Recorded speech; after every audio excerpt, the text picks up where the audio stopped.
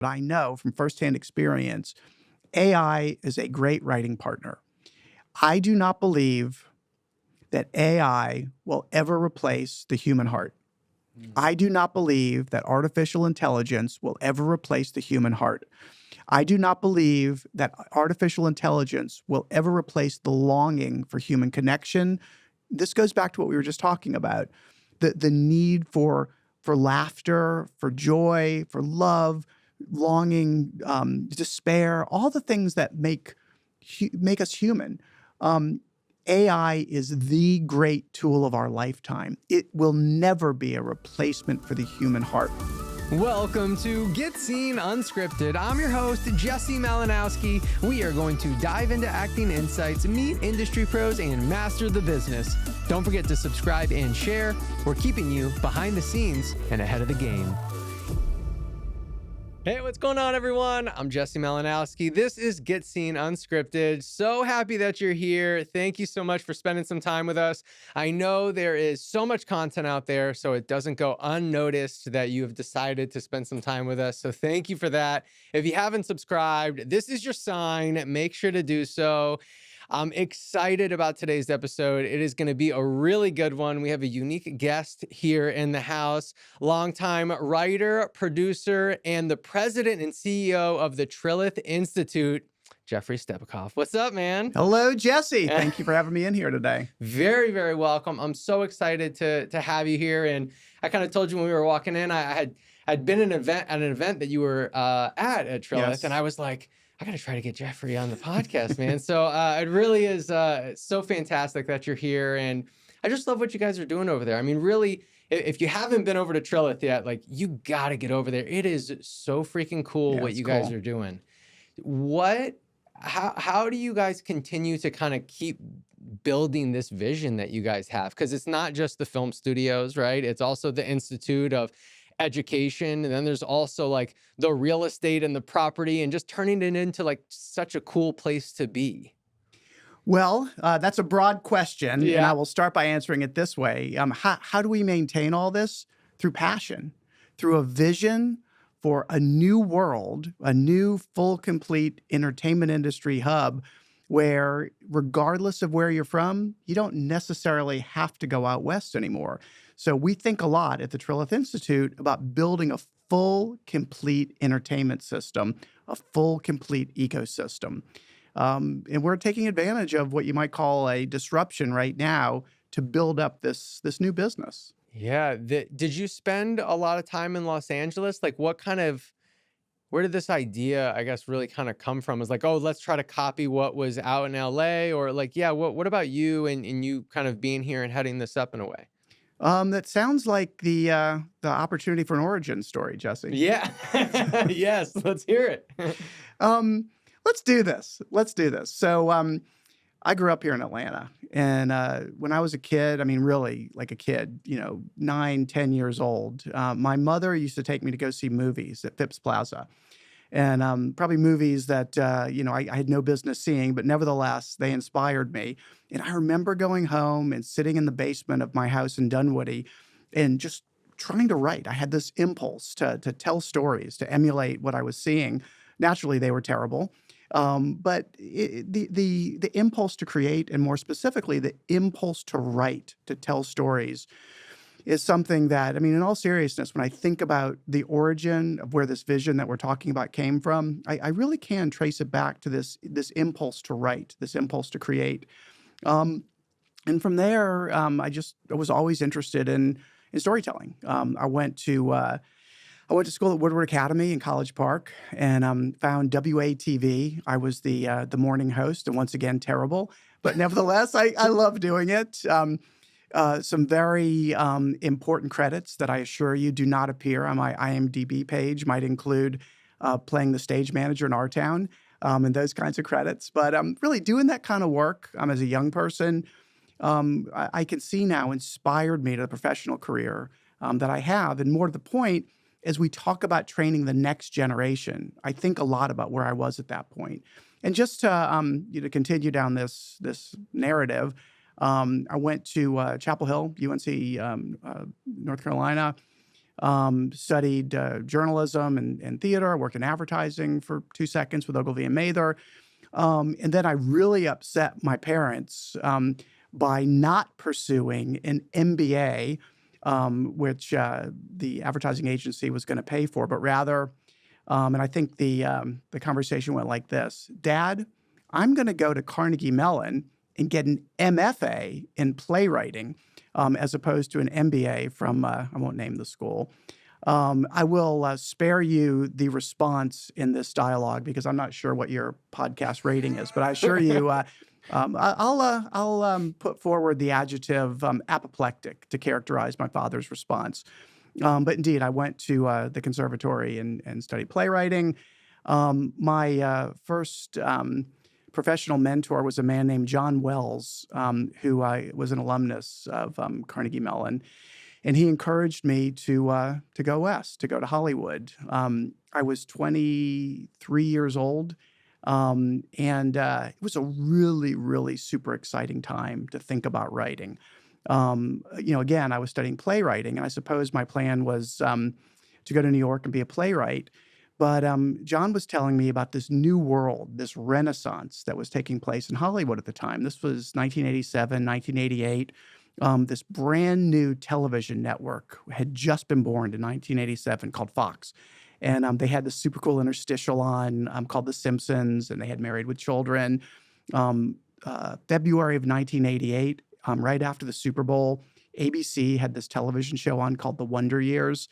Of course, we had China Beach, Days and Nights of Molly Dodd, just phenomenal story-driven, writer-driven programming. So I went out to California, literally the day after I graduated. I packed up my little 2-seater Honda Civic with my life's belongings, which I assure you could fit, in a single seat in that car, and went out west right when the 1988 Writers Guild strike was happening. I will pause there to see if you have any questions, and happy to continue along the narrative. No, yeah, absolutely want you to continue. One of the things that actually, I mean, this is going to bring us from the blast from the past to now, though. Yeah. But I'm like, what? One of the things that came up when you mentioned some of those like classic shows was how do you think everything has changed so much within the business? Especially, I feel like within writing. Sure. Do you know what I mean? Hey, if you are a parent of a young rising star, then listen up. We have what we call our Rising Star program. And this program is so simple, but so effective. It really follows something I created that I call my triangle of success. And what this does is no matter what actor is trying to move forward in their journey, I believe if you follow the triangle of success, you'll be able to do it. And it's following 3 simple things: understanding that this is a business, and then improving your auditions, and then improving your connections. And so that's what we do every single month. It's super simple. You get 2 online workshops because the whole program is online, because that's where the business is now. And so you get 2 workshops every single month. One focuses on auditioning, commercial or theatrical, because those are the auditions that you're going to be getting that will eventually make you money when you book them. Theatrical and live Zoom. And so you work on a specific type of audition every single month. And then the next workshop, we bring in an industry pro. Not to mention, there's Q&As with every single industry pro where we can focus on that business. So you see that triangle of success where it's auditions, business, and then connections. When you follow that formula, you will undoubtedly move forward faster in your journey. So I want to hook you up right now. Head to the description in the bio right now, and you will see a discount code for $19 for your first month. That's less than $10 a workshop. So go ahead and try out the first month for only $19, and we'll see you in our Rising Star program. Because it's like, yeah, there's like all these classics. They followed a great formula, but yeah, the writers were really at the forefront of that. And I feel like entertainment has changed a bit, and like writers aren't leading the way anymore. Like, I'd love to get your thoughts on that. Appreciate the opportunity to speak to that. And so it's actually a great way to finish up my personal narrative, and I'll be brief. Okay, yeah. I was offered the the opportunity in 1988, when I was working as an intern at Universal in motion picture marketing, Universal Studios. I was working in research, where if you've ever been to a movie screening where they're testing a film, particularly in the 80s and 90s, you may have been given that long form legal document where after the film, the studio wants to know or wanted to know how you felt about the movie. And so you would fill out the form. Did you like the shark in Jaws 4? What were your feelings about the actors in the movie? I was the schmuck who stayed up all night and counted the responses. And as much as I loved doing this and as much as it was informative, I came to Hollywood with my spec scripts. I actually had a Molly Dodd spec and I had a Gary Shandling spec. And I was introduced to a man who was running current television for Universal at that time, who offered me $10,000 in cash to be a scab writer for Charles in Charge, another blast from the past, if you will. And this sounded like a lot of money to me. Now, mind you, I was, just a few months earlier in Pittsburgh, where I was going to graduate school, going to one restaurant to have lunch because it was $2.50 as opposed to another restaurant, which was $2.75. And here's $10,000 in cash to do what I love.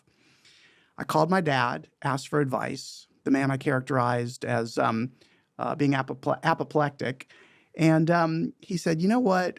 If they want you now, they will want you when this strike is over. Don't go against your future colleagues. And so I didn't take this opportunity. And indeed, when the strike was over, I believe it was the third week of August in 1988, my scripts were sent around Universal, and I got my first job on Simon & Simon, season 8, episode 6.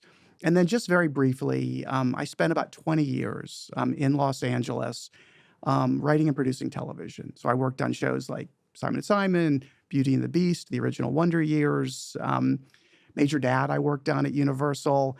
I wrote video games. I don't know if I mentioned Sisters I worked on at Warner Brothers. Hyperion Bay I worked on with Mark Paul Gosselaar. Went on to Dawson's Creek, where I became the co-executive producer. I did a show called Wild Card as a co-EP, which was shot out of Canada. Hundreds of hours of television, 16 different shows, 8 different staffs, back to Georgia for a while. But before I get to that, and now that I've given you some context, have things changed? First, you have to appreciate, from my perspective, the significance of story in the human experience. And what I mean by that is, if we're talking to actors, if we're talking to people who are putting stories together, if we're talking to, folks who work in grip, electric lighting, if we're talking to producers, I think it's important to really peel away the onion and really get down to the core, to the center, to the heart, if you like, of what is a story, where does it come from? And once you start to think about that, think about how essential it is to the human condition. And what I mean by that is people have been telling stories since we were writing on caves, since we were sitting in the Globe Theater, since we were watching, silent movies, since David Kelly was writing in the 1980s, since Ginny and Georgia, or Georgia and Ginny, which I was watching last night. We've all been telling stories, watching stories, but where do they come from? They come from an individual, somebody who has pain, somebody who has joy, somebody who is loved, somebody who is laughing, somebody who also takes that human experience, and whether he or she, as a young person had an impulse to write when he or she was 10, or whether he or she picks it up because this person is inspired maybe by a mentor, or maybe this person picks it up because he or she comes to the Trillith Institute. Regardless, it comes from the same well: human longing, human experience, the urge to share, call it the human experience, a moment, a connection with another person. Then this individual, call him or her a writer, storyteller, filmmaker, whatever you like, picks up craft, the knowledge with regard to how to tell the story. So in my case, it's script writing, it's screenwriting, which can of course be taught. It's very quantifiable, very very teachable. And then that person has an experience where generally he or she sits alone for a period of time. Now, this may start in a writer's room, which I'll get to in a moment, but ultimately ends with a person sitting alone and thinking through this experience. What did it feel like? What did it move me? And how do I use my craft to express this, right? My skills, my writing skills. And how do I sit for long periods of time and commit it to the page? And then what am I going to do with those pages? Well, you're taking those pages, of course, to a production community, to a motion picture set or a television show, or any number of distribution models. But at the end of the day, before we can have a conversation about where the industry is today, I always like to set the table, if you will, and get everybody on the same page about the essential, let's even say the quintessential nature, significance, importance of storytelling to the human condition. And that's before we start talking about it as a business. So it's critical. It's the heart of all that we do, right? Obviously in our business, regardless of our trade, our craft, but also, as people, as human beings, the way that we interact with each other, story and the well that it comes from is critical. Now, how have things changed? They haven't changed when we talk about the essential nature of it. They have changed when we talk about the distribution models. So let me say this, and I'll pause in a moment. Over the course of my career, I've lived through 4 writer strikes, and those strikes have essentially been about the same thing. So writer strikes are, obviously they're about what labor strikes are often about, which is increased wages and better working conditions, medical and health. But from my perspective, what's really unique and frankly, Jesse, worth paying attention to is that writer strikes are often about our participation in the reuse of our work. So 1988, what was that strike about? In many ways, it was about reuse of work over video cassettes. Video cassettes were these things, for those that don't remember, pieces of plastic that would go into machines. Yeah. There was an almost strike. I think it was 3 days long in 2001, I believe, which was really about DVD reusage. The great 07-08 strike was about the internet, this burgeoning model, and what happens if you take Dawson's Creek material and Wonder Years material, Simon and Simon material written in 1988, and reuse it someday on this thing called the internet, which of course we all understand now. But think about what it was like for writers in 2007, 2008, reflecting on the reuse of our work at that point. Strike number 4 is the one that we just lived through. And I think this one was different. Yes, obviously, it's about, in some ways, reuse of work or even the initial iteration of work over this thing we call AI, right? But in many ways, I think this strike has been about, and I say has been because the repercussions of it are still there in some ways, has been about really more of an existential nature of the writing fields, and by extension, other kinds of fields. And here's the key point, and here's where I'll stop for a moment. For the 20 years that I wrote and produced television, almost without stop, my life, when I wasn't sleeping or eating or with friends and family or on set, you know what I was doing? I was sitting in writers' rooms. And for those that don't know, writers' rooms are, rooms, obviously, with whiteboard, which should be obvious, where writers gather. As I noted, I've worked in a lot of writers' rooms. And, from a physical perspective, they vary. The Friends writers, as an example, famously worked in, one of the towers at Warner Brothers, as I understand it. Beautiful rooms. I'll note that when I worked on the Hyperion Bay series, our room was in a double-wide trailer next to the woodshed on the Warner Brothers lot. Maybe that speaks to how somebody thought about the show. I won't go down that road, but that was one room. I worked in a writer's room once. C-16 FBI was the show. It was over the Seas Candy return space, which was in Culver City. So we were writing a cop drama, an FBI drama, and all we smelled was chocolate. The Wonder Years writer's room was in a converted condo space in Culver City.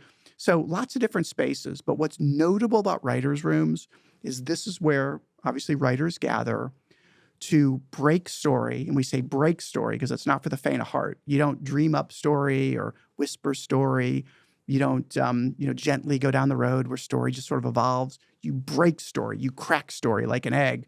And then you work with the other writers in the room to flesh out an episode, which we can talk about if you like. But the key point I want to get across here, when we talk about the existential nature of the business, we talk about AI, and we talk about the future of the business, is that traditionally, writers' rooms are where we learned our trade, our craft. So I can teach a writer in a classroom, and I have. I can teach you, basic fundamentals of story structure.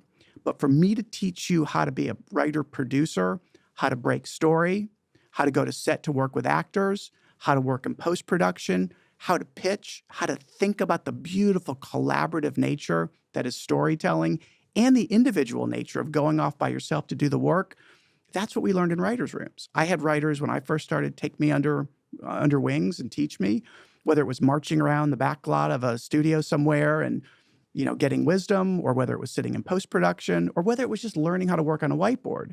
And as my career went along in Los Angeles, I did the same. I taught up the next generation. And so finally, think about, think about Mike White's show, White Lotus. Great show. Mike's a brilliant writer-producer who writes all 7 episodes every season. So where's the next generation coming from? And that's not a knock on Mike. He's doing amazing work. Let's think about a Netflix series that orders, 6 episodes, 10 episodes, and hires 2 or 3 writers. Where's the big room? Where's the ongoing episodic nature of television that was always our training ground for writers, for writer-producers? Why should actors care about this? Actors should care about who their showrunners are. Actors should care about who their writer-producers are. Actors should care about who's running the show, both from a producerial perspective as well as an executive perspective. And writers' rooms have always been the wellspring of the training ground, not just for television, which according to the Guild is about 80% of our business, 82% actually, but really has been the wellspring from where ideas come, where writers train, and where the entire business, television, film, but also other kinds of media, including, independent projects, are always springing out, because this is where writers work together and have their ideas and train. So this is what is so significant about the business today from my perspective. Now, what are we at the Trillith Institute doing about it? And I will leave that with an ellipse to take a breath here and make sure you're with me. Well, first I want to just thank you for illustrating it so beautifully. You really did a fine job with all of that. And, and as you were talking though, I'm like, and you kind of hit it a little bit, which is, I think, a little bit of the worry, but I'm like, yeah, as the business is kind of changing, and again, you illustrated the writer's room really beautifully, and it sounds very inspiring, but it feels like it's also changing. And so I guess I'm like, do you see a future where the writer's room actually still exists? Yes. And I see a future where the writer's room exists, not virtually as we've seen them since COVID and since this disruption. I see a future where writer's rooms exist here in the great state of Georgia. I see a future where writer's rooms exist here in the great city of Atlanta. And I see a future where that content creation, that content development, and that writer, if you like, talent development is the heart, the wellspring, pick a word, the center of this new creative ecosystem that so many of us are building here. You're an actor. We're here in Atlanta. I'm going to guess that you share that vision. I'm going to guess that a lot of folks who we're all interacting with here in Atlanta share that vision. What is the missing piece so far? Let me answer that. So may I talk about Georgia's business? Yeah, please do. In 2007, Georgia had about $20 million spent by productions here in Georgia. $20 million in direct spend is how we say it. The credit, of course, passed in 2008. It took a few years for that credit to really kick in and for the companies to get comfortable with it. But by 2011, 2012, 2013, of course, the major production companies all around the world, the big companies, the Marvels of the world, if you like, started to really understand the value of the credit, the value of the infrastructure being developed during that time, the studios and private companies, vendor support services here in Atlanta, we saw an explosion of economic activity. I forget exactly the year, but about a year or two ago, it was about a year ago, actually, the last time we looked at the numbers, $4.4 billion spent by productions here in Georgia. So that's a 4,000% increase over, 15 years? Yeah. There has never been a story of economic growth in the filmed entertainment industry anywhere in the world like Georgia's. Why has this happened? For the reasons I'm mentioning, the credit, which of course we know, no caps, no sunset clauses, easy to use, easy to monetize. We've tweaked it a bit, but it's solid and the companies believe in it as they should. Number two is this infrastructure. There's 17 major soundstage complexes around the Atlanta region. I think it's 120 stages. I won't bore you with the numbers about square footage, but we are a world-class physical production destination. 300-something independent companies, everything from lighting companies to people who do podcasts. I mean, all of it. It's really amazing. And then in 2015, I was working actually back in Los Angeles on an ABC family show called Chasing Life. I was the co-executive producer on this show. And I was encouraged to come back to Atlanta. I might use the term apoplectic again to characterize my agent's response when I told him I was going to come back to Georgia to be the founding executive director of the Georgia Film Academy, which of course is our below-the-line workforce program. But this is a point of pride for our state. It's something that we built up. And a couple of years ago, the credit, the infrastructure, world-class workforce, an amazing business. And yet, $4 billion in economic activity. You could put a multiplier on it and say we have a $10, $15 billion a year business. Awesome, right? However, according to PricewaterhouseCoopers, the global media and entertainment industry is approximately a $2.9 trillion a year business. So as big as our industry is, as awesome as it is, I mean, certainly before the strikes, and still remains awesome and significant, almost $3 trillion in economic activity. Are we participating in that? Georgia, broadly speaking, is a film factory. We are set up to make other people's movies, and we do a phenomenal world-class job at it, and we should be proud of it, and we should keep doing it. 100%. In addition, we should make our own movies and television. And so that has been my vision since I was a 10-year-old kid. I just didn't realize it at the time. That was my vision during those decades of writing in Hollywood, being from Georgia, although I didn't realize it at the time. And now, serving as the CEO and president of the Trillith Institute, I'm not only well aware of where this vision, I mean, frankly, Jesse, this life's work came from, but we are focused like a laser on getting it done. And in summary, that work is to continue being a world-class production destination for Hollywood's movies and television, for London's movies and television, anybody who wants to shoot here, come make your movies and TV here.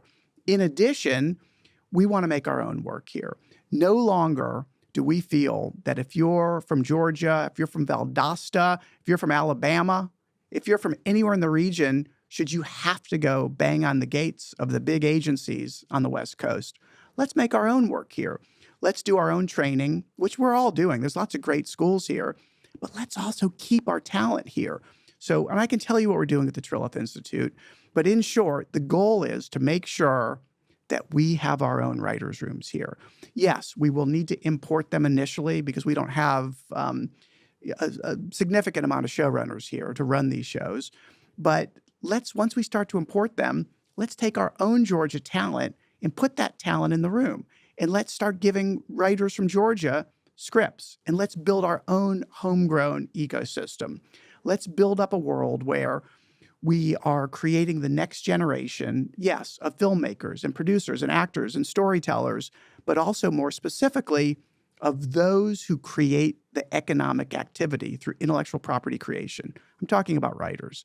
Let's stop this world where we have this world-class business here, but we're sending our IP creators out of state. Let's take advantage of what's happening right now and see the opportunity and build a new ecosystem. Let's build a new entertainment industry in North America that goes toe-to-toe with Los Angeles and toe-to-toe with New York and toe-to-toe with Bollywood and toe-to-toe with London and toe-to-toe with Toronto.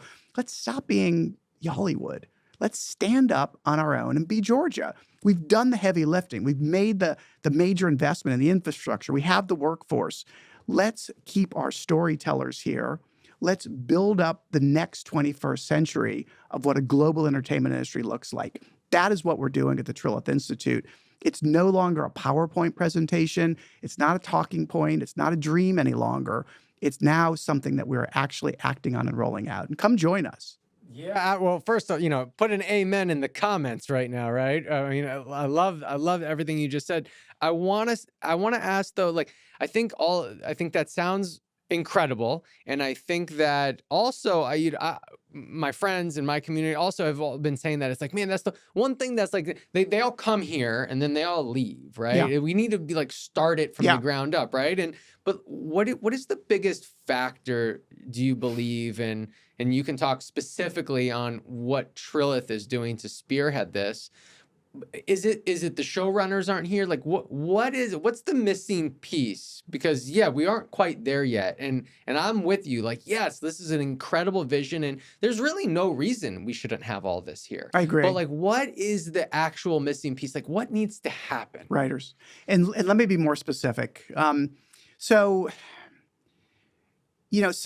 I'll be very specific because we have been talking about this for a while. Yeah. We being our community. And as an aside, can we stop using the word content? I mean, I use it as well, but as somebody who has sat, as I described, and actually been up all night, night after night, and written content, to me that sounds like, stuffing in a sofa. Right. It's a script.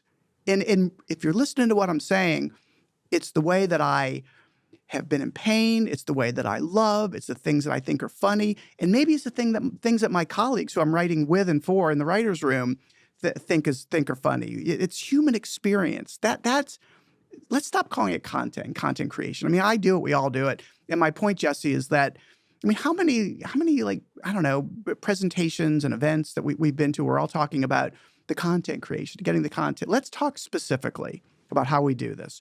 So, first, it's difficult to say, or at least it's been difficult to say, that there's one single thing that we need to do here. Because, until fairly recently, to build a new, full, complete North American entertainment industry hub has not only been difficult, but in some ways it's been questionable up until recently because we've had all this economic activity and we've been doing great. We've been killing it. So, and by the way, our state leadership, from my perspective, has done a phenomenal, enviable job in putting this industry here in Georgia into motion. And when I say enviable, I mean we are literally the envy of most other states that aspire to do what we're doing here. Right, However, and frankly, from my perspective, unsurprisingly, we are going through, let's call it a disruption. But really, this is different from the ones I've lived through and the ones that I understand have taken place before.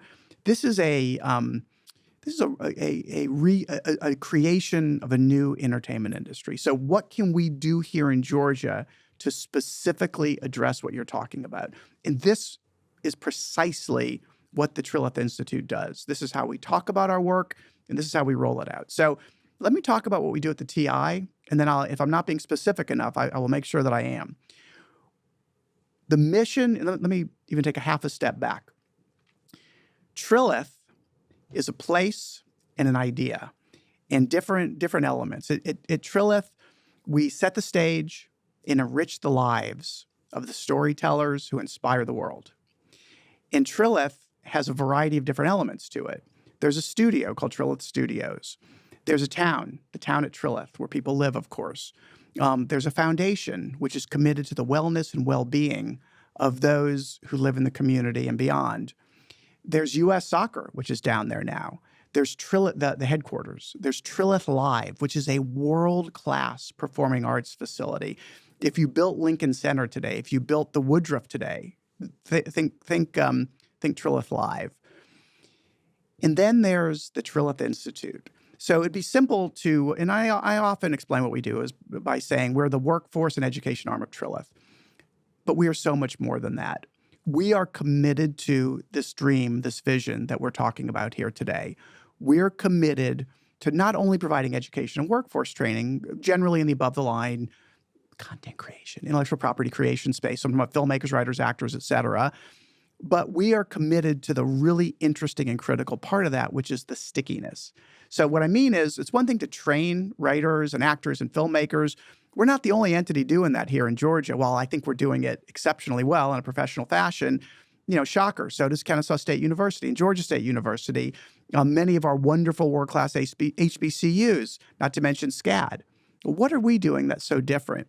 We're thinking about how to retain that talent here in Georgia. So let me be specific now. Or at least start to be specific. We work in 3 different buckets at the Trillith Institute to achieve this mission. One, we work in an area that we call ecosystem building. And what I mean by that is while we're based at Trilith and obviously work to advance the world at Trilith, we also want to make sure that we have our arms open. And if you're working in this space, if you're a community organization, if you're a school, if you need a place to meet other writers, you need to come meet with us. And so we have team members who build ecosystems, community building. I'll give you an example. We have a program called the Writers' Room of Georgia. We've got about, 500 members now. And so if you're a writer here in Georgia or an aspiring writer and you live in Little Five Points, you live in Marietta, maybe you live in Macon, periodically and regularly, you can now come to Trilith to come to the Trillith Institute's Writers' Room of Georgia, where we gather together in this ecosystem building.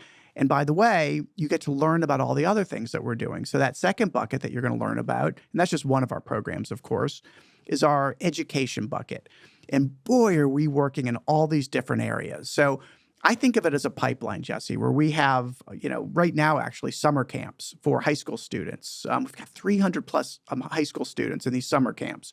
Oh, wow. We have professional education courses. So, if you're a grown-up anywhere in our region and you want to learn screenwriting, filmmaking, we have a program called Sketchy Business for people interested in sketch comedy, on and on and on. Come down and train with us. Come down and work with us. We have, these professional programs that we've talked about, education-oriented professional programs.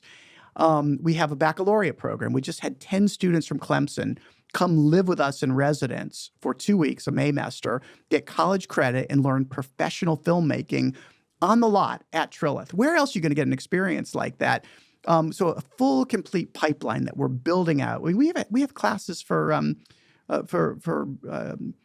elementary school students that we're putting into motion.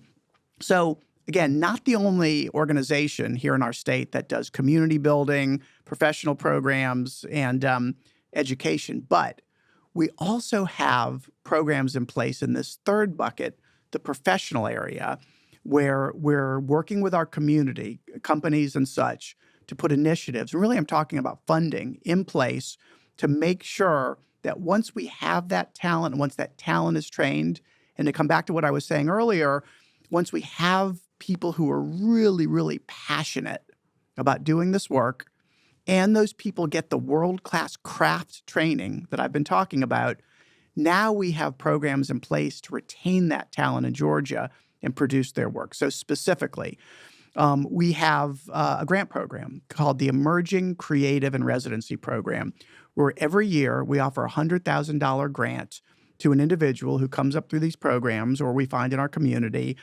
to make that individual's work, that filmmaker's work. It's usually a filmmaker. This year we have a young, very, very talented man with us called, his name is Christian.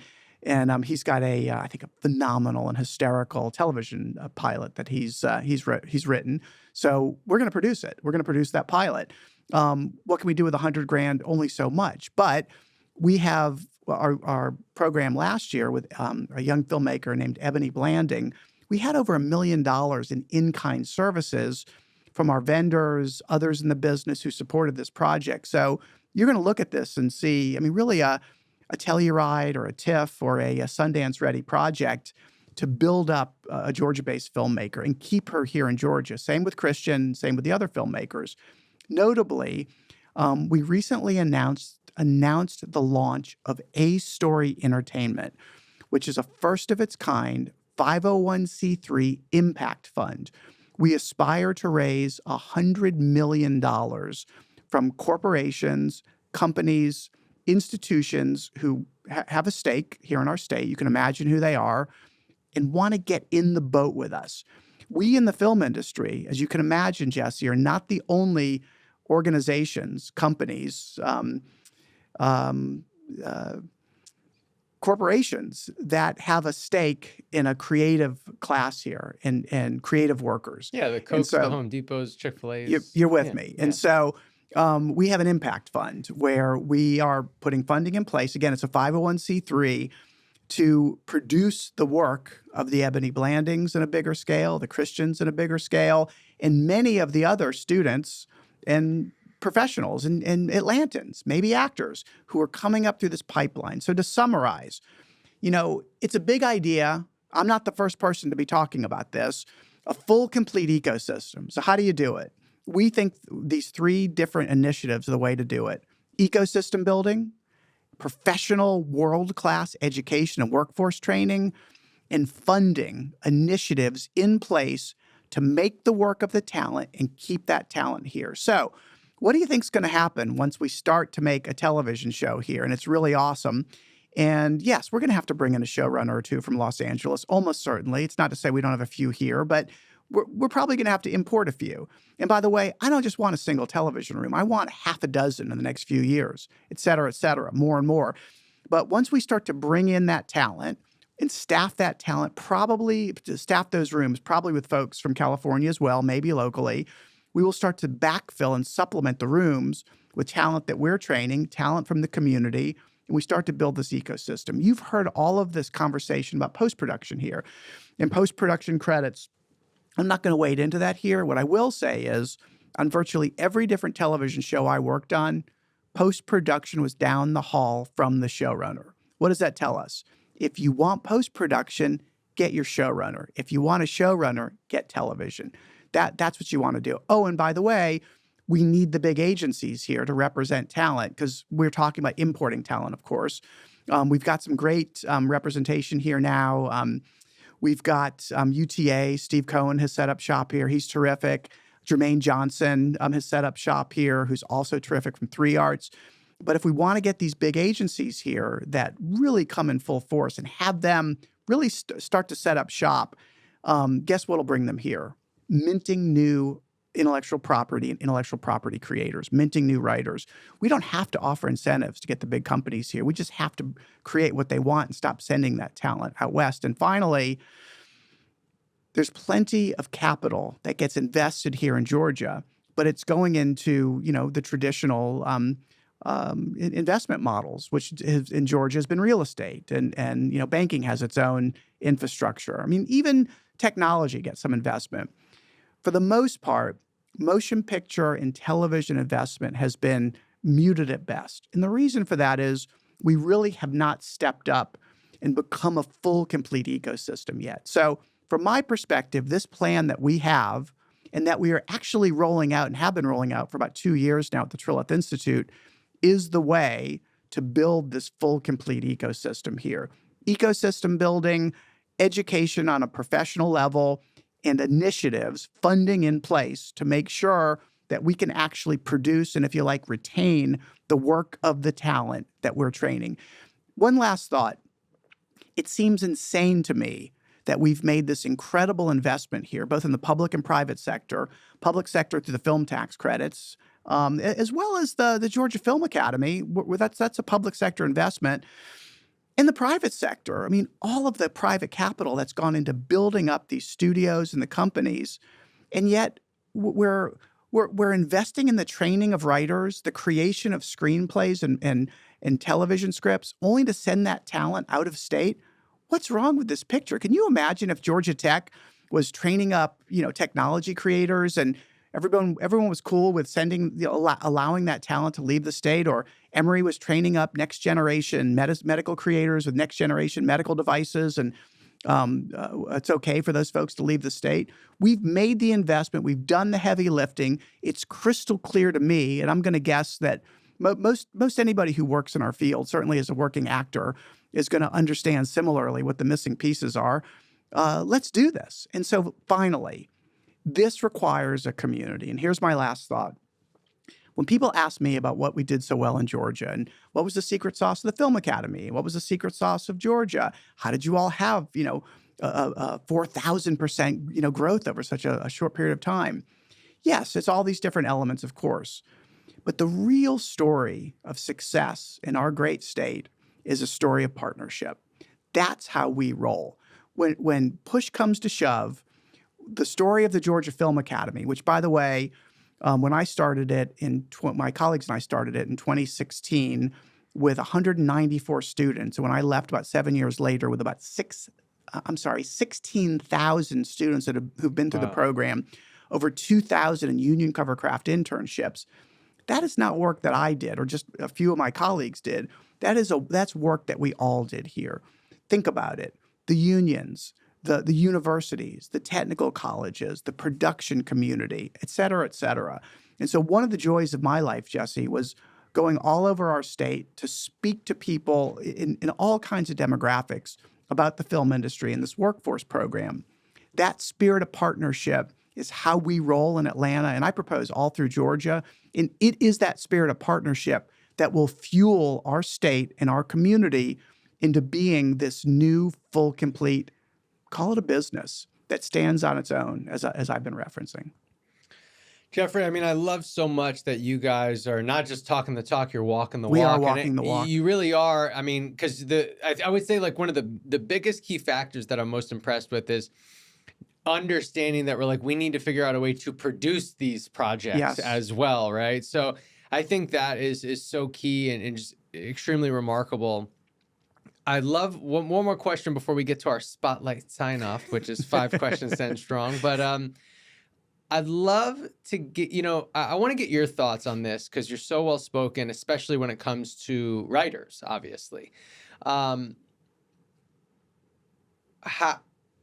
try to think of artificial intelligence and AI in a way of why don't we be brave enough to believe it could be for good? Yeah. Everyone is thinking it's horrible and it's going to take every job and all this stuff, and I'm like, why don't we be brave enough to see it be good for us? Oh man, I am so excited. And I tell you what, if you're enjoying the podcast, I know you're going to want to hear this. We have our 3-day virtual actor summit coming up. This event is a 3-day online immersive event, 3 full days that are focused on moving you forward, getting you inspired, giving you a game plan to reach those next set of goals that you so deeply want to achieve. I love the Virtual Actor Summit so much because I can make you this promise that this will be undoubtedly one of the best online actor events you will ever attend. We bring instructors in from around the country, some of the top industry pros. We put together different panels and online workshops that really get you outside of your comfort zone so you can truly grow. What's so fantastic about this event is because you're completely immersed, right? So you have to grow. And that's what we're all trying to do, right? Is grow in our actor journey and grow in who we are as people. And so I just want to urge you so much to go to the description right now. There's a little bit of a discount there for you and grab your ticket, okay? It's 3 full days. And I'll tell you, we already have one of the top casting directors in the Southeast in Feldstein, Paris, Chase and Tara already confirmed for this event. They've cast a bunch of different Marvel projects, Ozark, Stranger Things, the list goes on and on and on. So if you want to put yourself in a situation to really move your career forward, you have to take action. So take some action right now, head to the description, grab that discount code, and we'll see you at the Virtual Actor Summit. And it can be hard to envision that possibly, but I'd really love to, what do you say to the person that's like, AI is going to destroy all writers' rooms? They're going to be extinct. Like AI can just do it. Well, this is the topic of the day, isn't it? It's difficult, I think, to even begin to find language to give AI the weight that it really deserves with regard to the potential, which I'm sure is real, that it has to change our world. I am of the belief, and I'm happy to talk about this as much as you like, that it will change our world for the better. I I know we question the term abundance, which we hear used to characterize our world, but I am very much of the belief that we are headed towards a world of abundance. I will tell you specifically what I think it means for writers in our industry. But first, there's so much that we don't know. There's so much that nobody knows right now. But I mean, Yeah, they're just in fear. Yes, Yeah. which is not a surprise. I mean, obviously, we're always in fear of what we don't know. But I do think that this is not think I know. This is different. And one of the benefits of getting older is we start to have enough of an arc that we can look back on and see, is this like, in my case, is this, let's think of it as a disruption. Is this like, video cassettes? Is this like DVDs? Is this like the internet? I mean, I remember what it was like writing during the internet explosion and all the concerns and questions. And there was this buzzword, this phrase called streaming media, everyone was talking about. And this is different. I mean, even in the last 2 years, as I've been using AI, not just daily, but hourly, really. My wife and I use it constantly. It's on my phone. And for the record, to get ahead of myself, put it on your phone. Yeah. This is what we're headed towards. And that's actually tees up my point.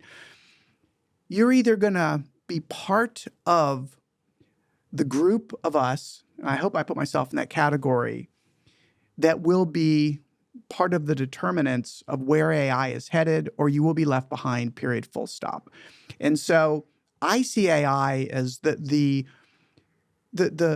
great factor, the great change maker of not just our lives, but of this era of our lives. I mean, I think we all know, or at least we should know, what the next 5 years, or what will happen over the next 5 years, not to mention the next 10 years. I mean, you're talking about absolute, complete disruption in how we live.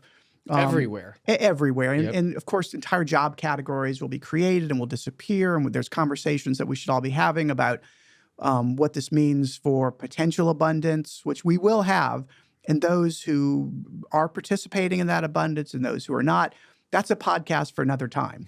What's relevant here is I know, not I believe, but I know from firsthand experience, AI is a great writing partner. I do not believe that AI will ever replace the human heart. I do not believe that artificial intelligence will ever replace the human heart. I do not believe that artificial intelligence will ever replace the longing for human connection.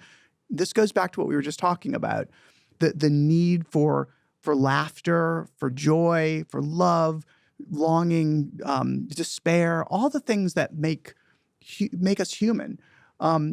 AI is the great tool of our lifetime. It will never be a replacement for the human heart.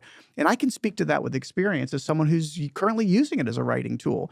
Yes, AI, once it gets to know me and generates enough and gets a sense of what I do, what I write, what I'm working on, it can give me some pretty cool lines, and I've made, some of those lines will work for me sometimes. I've made mistakes too by popping lines in because I think they're great, but they're out of context. But in terms of generating story, I'll tell you what's going to happen. It's already happening. Obviously, we will have AI-generated story and AI-generated scripts and AI-generated actors, et cetera, et cetera. I really believe that, and this is where I'm speculating, but I think we're going to get into a world soon where human-generated story and human-produced story will take on a special quality, and there will be a need, a longing for that kind of connection. It's not to say that there won't be a place for AI-generated storytelling, whatever that looks like. But one more time, Jesse, the human heart will never be replaced by AI, period. Now, we can have a conversation about, what happens when AI becomes intelligent and what happens when AI becomes more like humans. I'm not going to get into that today. I believe in the human spirit, and I go back to that 10-year-old kid who had an urge to leave that movie theater and go downstairs and write a story which maybe had something to do with my relationship with my mother, maybe had something to do with what was going on in my world as a 10-year-old, but something drove me to go sit downstairs and tell a story. And that's the well that I pull on to do my creative work, and that's the well that I pull on to train the next generation of writers, and that's the well that I pull on for what I think is a vision for how we can create a world here where we can have our own stories and we can have our own connections for generations to come. I love that. Yeah, I can't agree more. I think, we can't stop AI. It's happening, right? Yeah. So it's like there'll just be this new category. And yeah, I love that. It's like, 100% you got to embrace it. Otherwise, you're going to get left behind. And, I think some people kind of get angry at that. And it's like, understand that it's a tool, Yeah. just like if Totally. there was a hammer, not to get like weird, Yeah. but like I could make a desk or like I could hit you with it. Like, then that's not, I shouldn't hit you with it, right? But it's just a tool. And as long as it's used properly, it could be wonderful. 1990, actually 1989. I'm in a room in a bungalow, Universal, and I'm plugging DOS language into a big screen to try to write my scripts. Right. I remember thinking, like how complicated this is, and getting angry with it. And then this company called Final Draft, created a writing tool. So is AI like, a script writing tool? Not exactly. It's obviously a bit more sophisticated than that, Right. but it's a tool, period, full stop. So those of us, and I hope it's everybody who we're talking to right now, who can understand that it's a tool and help us utilize that tool to make our storytelling more powerful, more creative. And I like this word, more abundant. Dude, the better our world is going to be. More stories, people live better lives, people tell better stories, better human condition. So I'm gonna stop there. Boom. I love it. I think it's a great place to stop. Well, we do have 5 more questions to end strong, which is your spotlight sign off. Question number 1 is, what's something you're super grateful for today? Oh God, I mean, I could immediately list 5 things because I start my day like that, but always I start with Amy. My wife, Amy, who is just an absolute pleasure to get to start my days with. I love it. Shout out Amy. Yes. Question 2, and there might be a different one, but it sounds like we kind of already got this story, but can you tell me about a movie, television show, or book that changed the trajectory of your life? Oh gosh, let's do another podcast. Yeah. I mean, there's so many. The Graduate. I mean, I remember watching, in high school and then college, and certainly inspired me. The Casablanca I watch, regularly. Inspires me to write better. Mad Men. I mean, gosh, I watch that pilot almost every year. Brilliant. So there's just so many. L.A. Law, Stephen Bochco's series. There were so many moments in there that I thought were brilliant. Days and Nights of Molly Dodd. Written by several playwrights in New York. Also, I remember just watching it in 1987, thinking, "Oh my God, that's what I want to do with my life. I want to do that kind of writing." Jay Tarsis, who I think was the executive producer of that show, his daughter, Jamie, went on to run ABC. I mean, I can go on and on, but Yeah. I love, love, love movies and television. Can I ask you a side question that has nothing to do with the spotlight sign off? But I wanted to ask it, but there's just no place for it earlier in the podcast. But what was it like producing Dawson's Creek? I mean, Dawson's Creek was like the biggest show. It was the craziest show at the time. Like, what was it being part of that just incredible, I was going to say wave, but like tsunami, Yeah. Can I get another minute? Sure. Let me answer that question by starting in a different place. When I was 27, I think, I went to work on the original Wonder Years, which was an amazing show, and an Emmy Award-winning show that really defined television in its era. And I remember writing an episode. What's great about writing television is you write a script, you produce the script, and just a few weeks later, it's on the air. But I remember having that experience, writing a script. 90% of what I wrote was mine. It got filmed, and a couple weeks later, I'm on a train going to San Diego from LA, and these people actually in front of me in the seat I was on, these 2 guys, and they were talking about this episode of Wonder Years that had aired the night before, and I wrote it. And like for an hour on the way down, they were kicking this back and forth about how it affected their lives. And I remember thinking, I've made it. Like, this is what I want to do with my life. I don't remember if I said like I wrote that episode, but that changed my life. I remember thinking, this is really powerful. And so that begins to answer the question about working on Dawson's. That you're working on something that is literally making culture. And so we thought a lot about that. we also thought a lot about taking off that hat, that kind of self-aware hat, which is appropriate to talk about a show where the characters are self-aware, and really putting on our craft hat. And I like to think we spent most of our time doing that, meaning, is this a good story? And that is a podcast for another time, which is what is a good story, which is quantifiable, by the way. And I'd like to think that's what we were doing on Dawson's. We had moments that were not great, which I'm happy to speak to, some of them. But for the most part, Gina Fattori, Tom Kapanos, Greg Berlanti, a few others. I mean, we worked really hard to tell good stories because that's how we felt about it. And that's about what happened to us, what are our experiences, what do we know to be true, and craft. Is this as good as it can be? Is that act break as good as it can be? Let's pull up the story and find another act break. Let's really make it challenging for our characters, et cetera.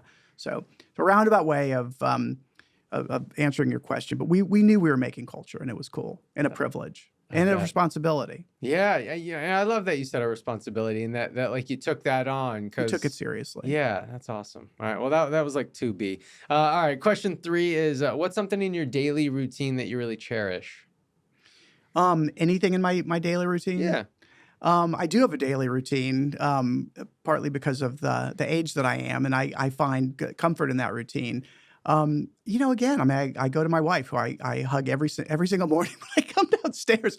I slide in, which I don't mind Tom telling Cruise you. Style? Yeah, Yes. because it just Yes. it just starts the day on a positive note. Hell yeah. I was reading this morning actually about how Chad Lowe's brother Rob starts his day, and actor, of course, and I thought I'd do that. He starts his day by reminding himself what he's grateful for.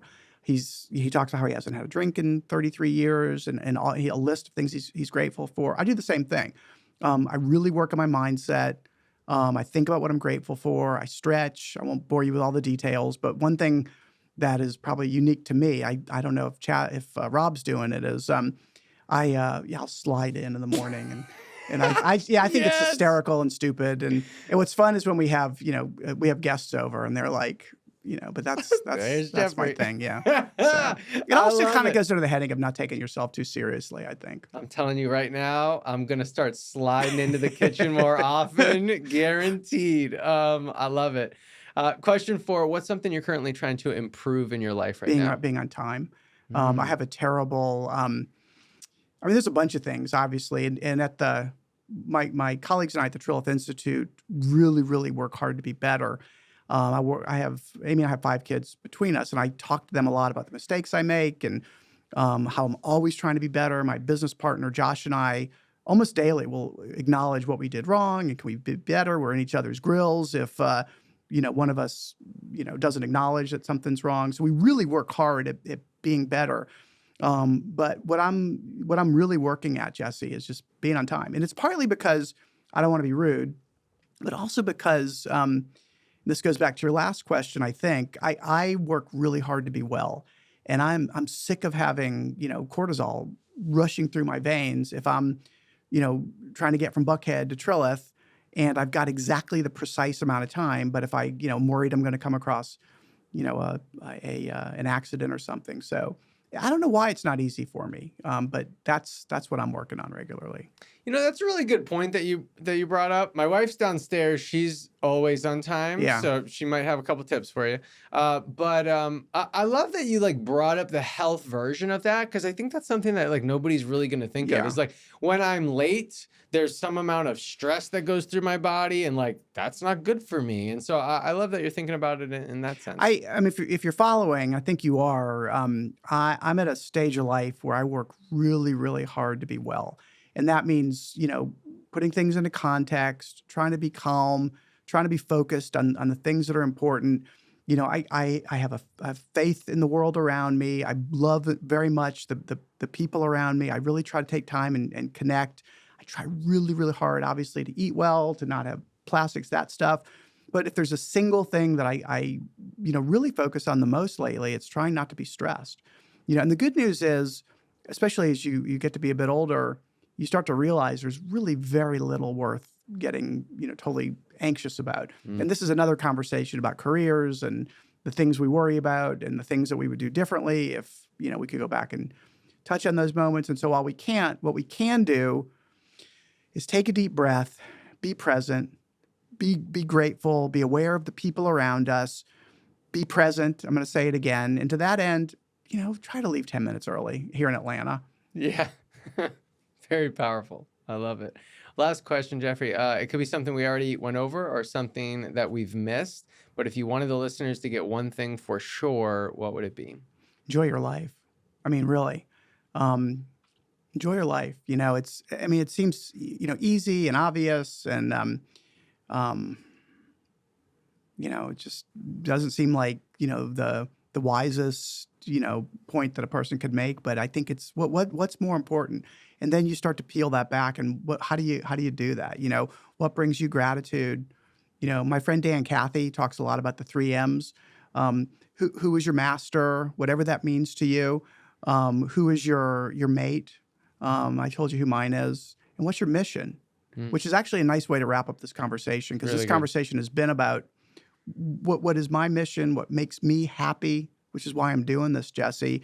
And more to the point, a mission I really, really hope to inspire others to share too. I think we can build a legacy here in our state that lives beyond us. And I think we're on the verge of doing it. Absolutely. Jeffrey, you've inspired me, man. Thank you so much for being here, dude. Dude, thank you. I appreciate it. You're so welcome. Thank you so much for tuning in. If you've enjoyed this episode, please think of someone in your life right now. Send it their way. And we thank you so much for spending time with us. We'll see you on the next one.